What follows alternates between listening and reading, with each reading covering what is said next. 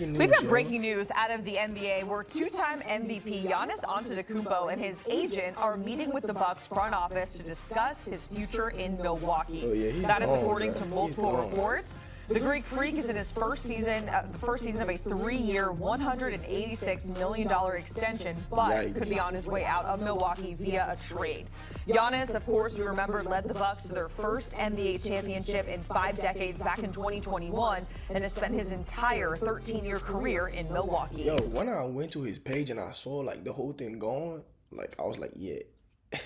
It's raps, fool. And for more on this, let's welcome in our NBA analyst Sam Quinn and Avery Johnson. So, Sam, I'll come to you first here. How did we get to this point with Giannis? It feels like this has been a conversation ongoing. Is he in? Is he out? We're looking at interviews that he's done with YouTubers and dissecting every little thing that he's said. Do you think Giannis and the Bucks can make amends, or do you think we're actually going to see a split here? Before I let him answer, I feel like it's not going to be like no kind of like retribution or like some type of like link no more, bro. Like I think he's truly done. Like he's over with. We're gonna do a whole breakdown, right? So for me first, OKC. OKC is the most realistic spot. Like they got mad draft picks, they got young talent, and they got flexibility. You feel me? So if the Bucks ever move Giannis, like he decided, okay, cool, because right now nothing is settled yet. So if he ever decide that, yo, I'm about to leave today, OKC has the best package to offer, and he instantly become like the contender with a deep roster. Like you feel me? That's gonna be easy. 2, we got the Spurs. Like Spurs make sense because they've got like young pieces and a ton of picks too. For me, easily trading or whatever to get Giannis. So but if we got Giannis and Wemby front court, ooh boy. Because I know like what you call it, Wemby going crazy right now. You feel me? Putting crazy shots, doing crazy stuff on the court. Add Giannis to that, and that's gone, right?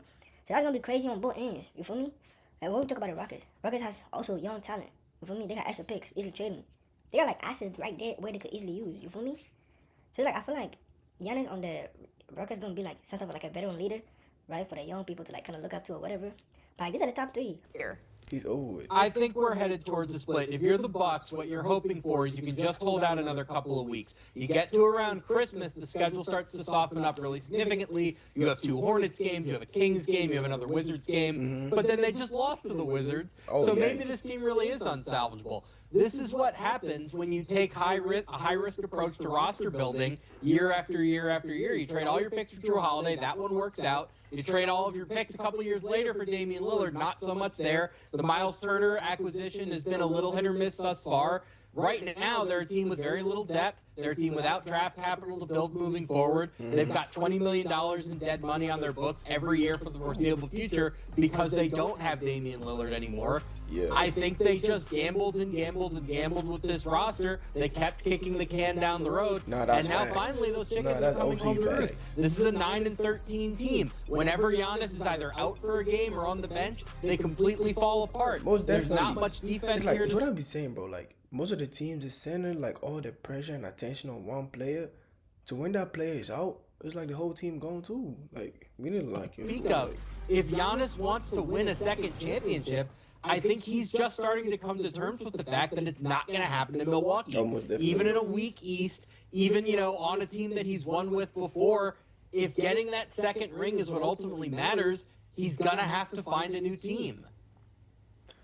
And most definitely what he just said is true, bro. Like I feel like it has kind of worked out. Like he's tired of the whole thing, right? And if he's gonna win, if he wanted to get like a second ring, I should do something. Like most definitely, like he got to find a different team.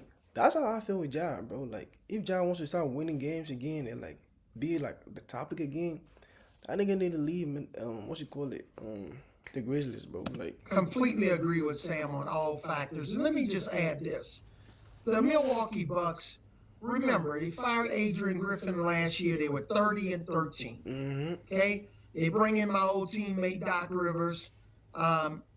Damian Lillard doesn't play up to his standard. Obviously, he gets injured. This team is really ready to crash and burn. Nah, for real. They're 6 games away from being the last team at the bottom of the Eastern Conference with the Washington Wizards. Giannis has sensed this. He knows that this team is going nowhere fast, and he wants out. I can give him a couple of ideas if he just called me on some potential landing spots. Nah, for real. He gotta leave. Again, bro. this he team, gotta leave. or any team, you got to have a point guard. You got to have a superstar, and you got to have a point guard. One thing I've noticed about football fans is they all talk like the players can actually hear them. Proud of you. But when you have Geico insurance, you'll always be heard. There you go. That's how you run inside zone. Anything for you, bud. It feels good to be heard. It feels good to Geico. And he won a championship with Drew Holiday. Didn't win a championship with Damian Lillard because Damian Lillard is just basically a one-way player. He's not a two-way player like a Drew Holiday. Yeah. So he needs to get somewhere where you have an outstanding point guard that can help assist Giannis and potentially winning another championship. Most definitely. Coach, I'm going to ask you about some of the fits, but before we do that, I want to throw out a team that was out there. Rumors, there was a lot of chatter about Giannis and the Knicks over the summer. What do you make of that potential pairing with Giannis in New York?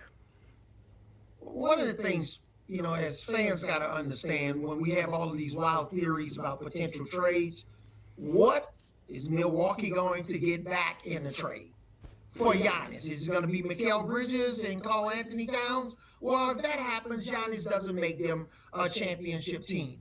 Is it, a couple of bench guys? You got to make the salaries come, close.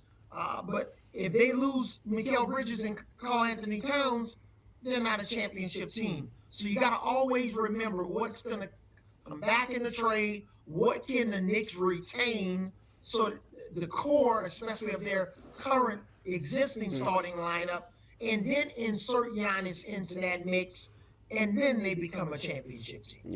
Yep. Yeah, New York is a really tricky trade destination. Typically speaking, when it's what a star wants, there are ways they can make it happen. Giannis can be a free agent in 2027 if he tells the rest of the league, hey, I'm not re-signing with you. I'm going to go leave maybe for the Lakers, maybe for the Nets, whoever. You better not trade for me. Then the Knicks have a chance. But this is a team that has very little draft capital to trade with. They have a fake Washington first rounder that's really going to be a couple seconds. They've traded most of their own picks for Mikal Bridges. And then on top of that, Bridges isn't trade eligible until February because of the extension that he signed. So the Knicks would need this process to really drag out. They need Giannis to really, force the issue. Tell the Bucks, I'm not re-signing anywhere else. Send the message to the rest of the league. I'm not re-signing with you. I only want to be a Knick. Then maybe they could make this work. It would be tough. It would take some time. It would probably be ugly, and it might mess with his relationship with the city of Milwaukee. But it is potentially feasible. It's just not the easy path, and it's not the one the Bucks would want. Because Coach is right. What are you winning if you're getting Karl Anthony Towns, Mikal Bridges back in that trade? You don't have any of your own picks as the Bucks. It'd be pretty bleak if that's the trade they ended up making. And then you have to probably get a third or fourth team involved. All right? But just to try to do this trade straight up with the Knicks at this point in the season is very unrealistic. Yeah, it's always interesting because the fan base always thinks, what are we going to get? What are we going to get? Not what we're going to give to get a superstar like Giannis. So let's talk landing spots. Sam, what are some teams that could make sense? I know we said the Knicks is possible. It's kind of far out there, but some teams that would make more sense for Giannis should he be traded from Milwaukee. Yeah, I think there are a couple teams to watch, and most of them, unsurprisingly, are in the West because guess what? That's where the contenders are. Start with the Lakers. I think they were out of the mix in the past because they just didn't have enough to trade. Now that Austin Reeves is growing into a real all-star, he could maybe be the centerpiece of a trade like this. The Lakers only have one first-round pick to trade. That's going to be an impediment. They have to throw in several role players just to make the money work. LeBron has a no-trade clause, so he's not going to be in this deal. LeBron is not going to Milwaukee in his 40s. Sorry, Bucks fans. Yeah. So I think the tricky part here is Austin Reeves is an unrestricted free agent after the season. I don't know how eager he would be to re-sign with the Bucks. There's so much cap space out there that I think he would probably want to explore the market. So that's tough. But if the Bucks could convince him to re-sign, maybe there's something there. What he just said about them Bucks talking about he got to re-sign. For me, I feel like it's too late to re-sign at this point, bro. It's way too far gone. Cause I feel like the relationship between Giannis and the Bucks, yeah, that shit is over with. Like, it's no going back. Atlanta. Atlanta has some control over Milwaukee's future first-round picks in the next couple of years. That's going to be very valuable if the Bucks want to tank. They have that New Orleans pick this year, which right now would be the number one pick. I'm sure the Bucks would love to get the number one overall pick as a way to rebuild around, their next core. The Hawks could trade Trae Young in that deal. Trae Young has been out for most of the year. The Hawks have been very, very good without him. This might be a clean way for them to cut bait, not have to deal with re-signing him, saying, oh, we would have kept him, but, we could get Giannis. Might as well go for it. If they're willing to take a risk here and maybe trade for Giannis without assurances that he'll re-sign, that, I think, is a potentially pretty interesting high upside destination. Then there are the teams we talked about all summer. Houston, San Antonio, these asset-rich teams in the West that have a lot of picks, have a lot of young players who, if they were the teams that the Bucks would presumably prefer to trade with, that's where you're going to get the best package. The problem? They've been playing so well that I don't know that they'd want to trade for Giannis right now. If you're the Rockets and you've only lost 5 games all season, why are you breaking up your team? You think you can win a championship with what you have? San Antonio, 14-6. Victor Wembanyama missed a bunch of games. They're probably looking at this and saying, do we really want to fast track that much? We're happy with what we have. We have a ton of young talent. We think we have a long runway ahead of us. Do we really want to hit the fast forward button? That's going to be the question here. If either the Rockets or the Spurs get into this, they're the favorites because they have the most to trade. If they don't, that's when you start talking about the Lakers. That's when you start talking about the Hawks. You start looking for these sleeper destinations because, what Giannis wants is only going to matter. There aren't that many teams that have the assets to trade for him and would give him a chance to win. It's a short list, and if it's not the Spurs or the Rockets, it gets harder and harder to find pretty. How does Freshpet make healthy food for dogs? The same way you make healthy food for people. Harvest fresh, Ship it fresh. and craft it into recipes that are vet-developed and protein-packed. Because your dog deserves fresh, healthy food just like you. Freshpet, healthy food fresh from the fridge. Quickly. Yeah, I'm in agreement with that. But one other team, Detroit Pistons. Right now you're number one in the Eastern Conference. Cade Cunningham, who played on our AAU team. I've been knowing Cade since he was in sixth grade. This team is another team that's right there on the verge. Independent with their record, they're not good enough to win a championship. But if you can add Giannis to the mix and pair him with that 1-2 punch with Cade Cunningham, I think their ceiling becomes extremely high. As it relates to the Spurs, Sam mentioned the Spurs.